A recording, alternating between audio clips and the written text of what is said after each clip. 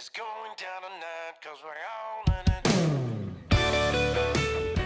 it. Alright, welcome back to CFJ Ranch Outdoors. I'm Charles and this is Annie. She's gonna be my main helper today. No kids today. They're all over the country during, just broke out for Christmas break, believe it or not. It's almost 80 degrees today though here in central Texas. So today we've got a special treat. We're gonna be planting some Burr Oak acorns that we found. See those, Annie? What do you think? So, yeah? Okay. So I found these in town, actually near El Jardín, right off the square on Hamilton, Texas.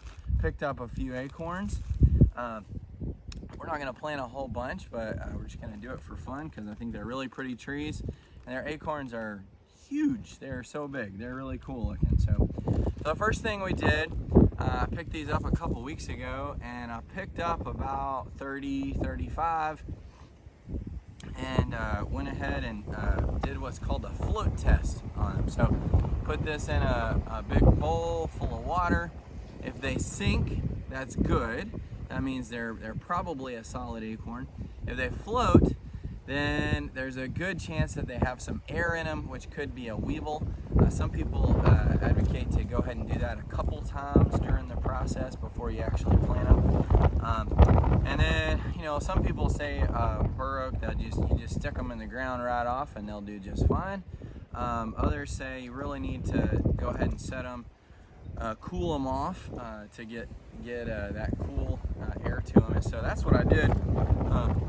You can see on this little baggie, I got a little paper towel in there, some water, and these are the ones that have already been float tested. Went ahead and I've got about 10 of them here, and so we're gonna go ahead and get this started. All right, here we go.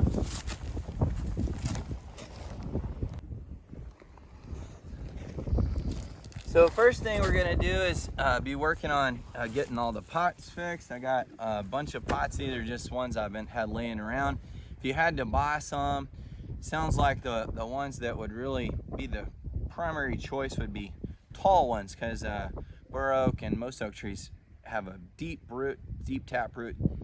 If you get a good root system on them, they're more likely to survive once you transplant them. So I just had these sitting around, so these are the ones I got. So I got as deep as we could. We're gonna be using kind of a mix of several different soil types. We got some leftover potting soil right here from last spring.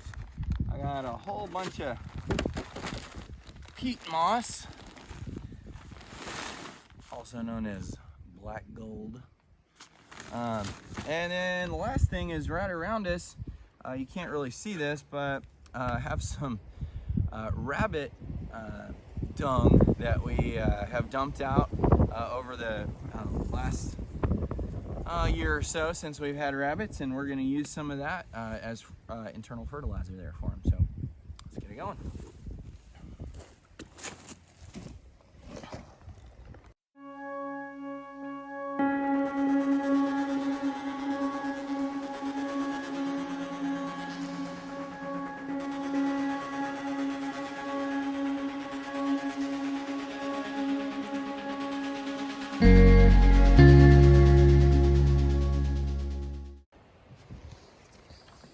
Okay, and of course, last but not least is the planting portion. So we got all of our soils here, and looks like a pretty good combo of peat moss and potting soil, and then some rabbit fertilizer, natural, all natural. So we're gonna take our acorns here. And if you can see, there's a flat portion and then kind of a portion with a tip. Hopefully it focuses. You see that, Annie? That was it right there. I know it. So the flat portion is kind of goes at the top. The taproot comes from this point right here. Okay? So we're gonna kind of point that on its side a little, but also down. And so we're going to just keep it a couple inches under the soil, down. That's all she wrote right there. All right.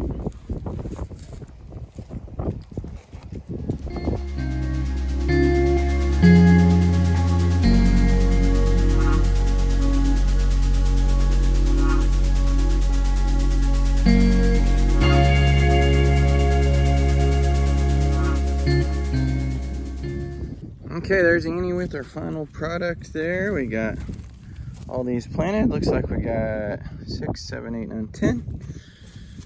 And we'll plant, just gonna set all these pots close to some water where I usually have a hose, so that way we'll be able to water them pretty easily throughout the rest of the winter and into the spring. And hopefully we'll show you some trees before too long. All right, well, thank you for being with us today, and bang that like and subscribe button down at the bottom. So we'll go from there. Merry Christmas to you all, and bingo bango.